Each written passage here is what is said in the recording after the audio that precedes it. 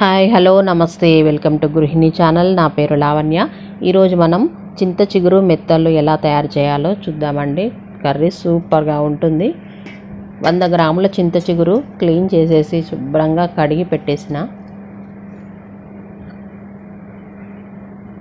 మెత్తళ్ళు తలకాయ తోకలు తీసేసి ఒక 2 గంటలు నానబెట్టేసి శుభ్రంగా కడిగి పెట్టేసుకున్నా.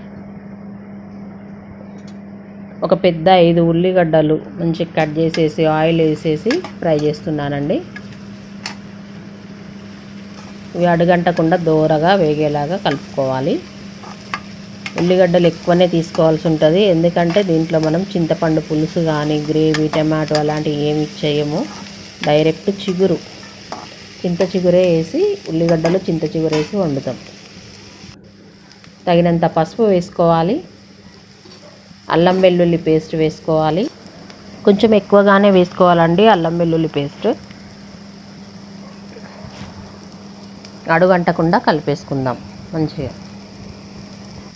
దీంట్లో చింతపండు పులుసు టమాటో ఇవన్నీ ఏం చేయమండి. ఓన్లీ చిగురులో కొద్దిగా అంత వాటర్ వేసి మనం దగ్గరకు వండుకోవడమే. అడుగంటకుండా ఇప్పుడు కొద్దిగా సాల్ట్ వేసుకుందాం. సాల్ట్ వేసుకోవడం వల్ల మనకి దీంట్లో నీరు ఊరుతుంది కదా, అప్పుడు ఉల్లిగడ్డలు అడుగంటకుండా ఉంటాయి.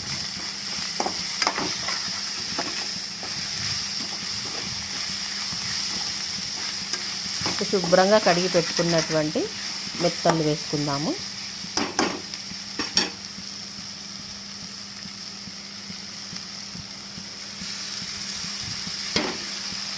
ఇవి క్లీన్ చేసి పెట్టుకోవాలండి. ఒక 2 అవర్స్ నానబెట్టేసి శుభ్రంగా కడుక్కోవాలి. ముందు మనం తల తోక ఇవన్నీ కట్ చేసేసి నానబెట్టుకోవాలి, క్లీన్ చేసుకోవాలి. మంచిగా వేగనివ్వాలండి. ఇప్పుడు అల్లం వెల్లుల్లి పేస్ట్ వేసాం కదా, మంచి మెత్తలకు పడుతుంది వాసన. మంచిగా వేగనివ్వాలి.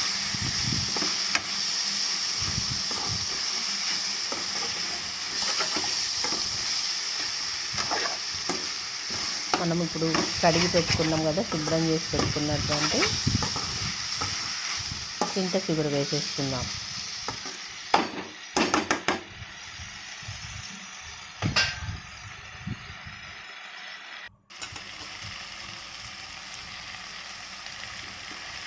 వంద గ్రాములు తీసుకున్నానండి నేను చింత చిగురు. అంటే కొంతమంది పులుపు యాడ్ చేసుకుంటారు, చింత పులుసు కూడా యాడ్ చేసుకుంటారు. ఇక చింతపండు యాడ్ చేయకుండా నేను ఇదే వేసేసాను ఎక్కువగా. ఇప్పుడు కారం వేసుకుందాము. మీ టేస్ట్కి తగినంత కారం వేసుకోండి.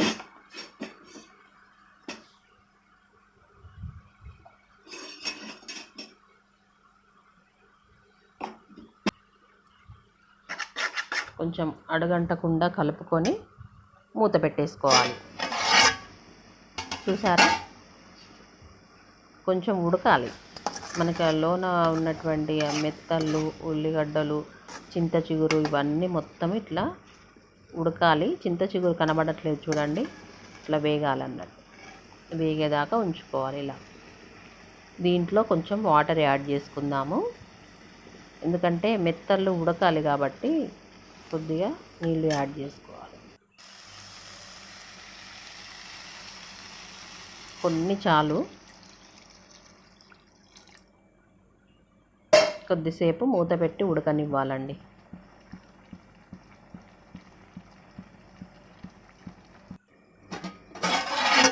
చూసారా ఎంత చక్కగా ఉడికిందో. ఇప్పుడు దీంట్లో మనం మసాలాలు వేసుకోవాలి.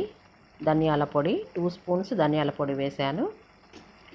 జీలకర్ర మెంతులు వేయించినటువంటి పొడి కొద్దిగా, ఫ్లేవర్ చాలా బాగుంటుంది ఇది వేసుకుంటే స్మెల్. కొద్దిగా గరం మసాలా వేసుకుందామండి. ఇక కలిపేసుకొని కొద్దిసేపు మూత పెట్టుకోవాలి. చింత చిగురు మెత్తళ్ళ కూర రెడీ అయిపోయింది. చాలా ఫాస్ట్గా తయారు చేసుకోవచ్చు ఇది. ఈ వీడియో మీకు నచ్చినట్లయితే షేర్ చేయండి, లైక్ చేయండి, సబ్స్క్రైబ్ చేయండి.